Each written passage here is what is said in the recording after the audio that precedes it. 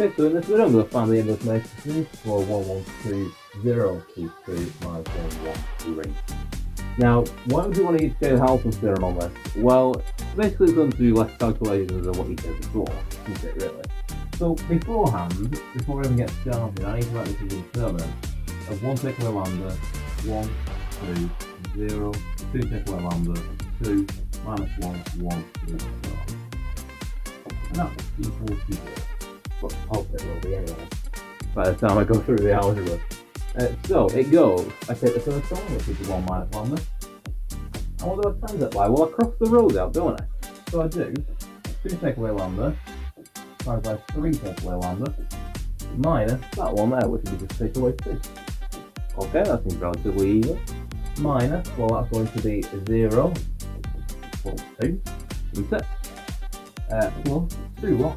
Of this one here, which will be 0, plus 2 take away lambda. And that's all going to be equal to 0. So the algebra is a little messy, but you can deal with it. So you get 1 take away lambda. Now I just need to size this bracket up a little bit, which is not too terrible. 4 minus 5 lambda plus lambda squared will get you that, I think. Yep, that works. I've got to check my work from here. That'll be a minus 2. And now I just need to be careful with expanding this out, which is 4 take away 2 lambda is 0. There we go. So I just need to do a little more expanding by expanding this out. So we get 4 minus 5 lambda plus lambda squared. Minus 4 lambda plus 5 lambda squared minus 4 lambda cubed. Minus 2 plus 4 plus 3 take away 2 lambda is 0. Okay, so now I should just tidy it up and get a cubic out. So we've got minus 1 cubed. Now I've got a lambda squared here, and I've got a 5 lambda squared there. I'm not got any more lambda squared, so it's going to give me any other 6 lambda squared. This is looking good because I know this will be factorizing I see, but that's giving me minus 11 lambda. And then I've got a 2 there, a 4 there, that'll combine to give me 6. Now I could take it to the other side if I wanted to multiply through by minus 1. Well, I'm going to have to do that before I get anywhere. So minus 6 lambda squared plus 11 lambda. 6 equals 0. So that's my characteristic equation equal to 0.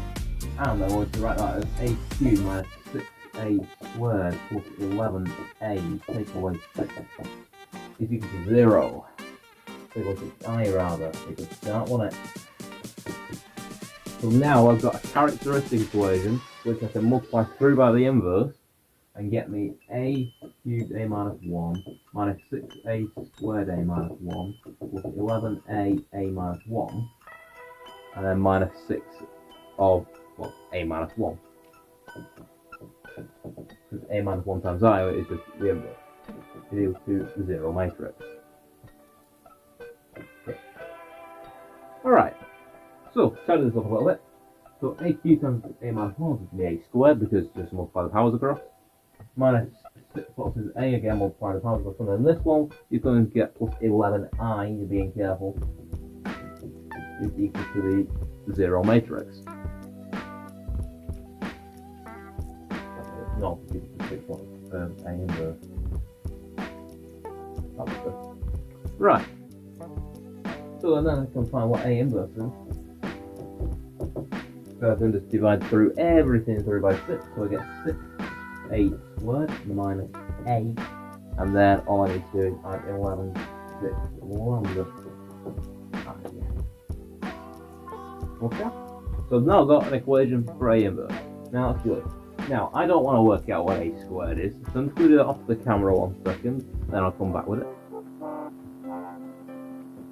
Right, I've got my a inverse, so I've wrote it down on a piece of paper. I'll read from it. So I've got the, oh, my a squared rather. So that nice, lovely thing. Watch the camera.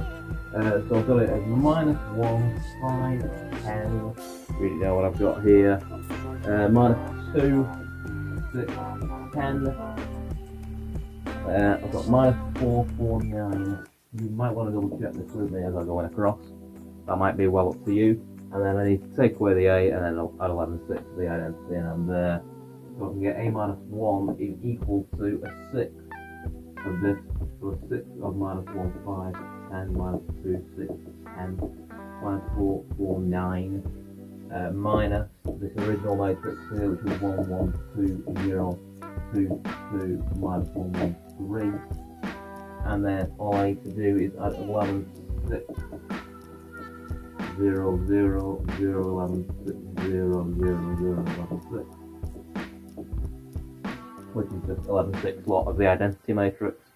And then it's a case of just adding terms up now, which will give you a inverse, which I'm going to do very, very quickly. So we've got minus 6, minus 1, plus 11 over 6, which is 2/3.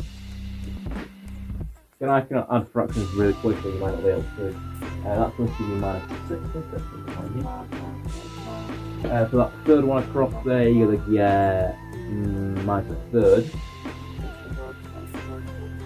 Plus we're adding up fractions in the end. So for that element there, we'll just go, well, so it's minus 2, 6, now you're minus a third. So we've got double zeros there, which is quite neat.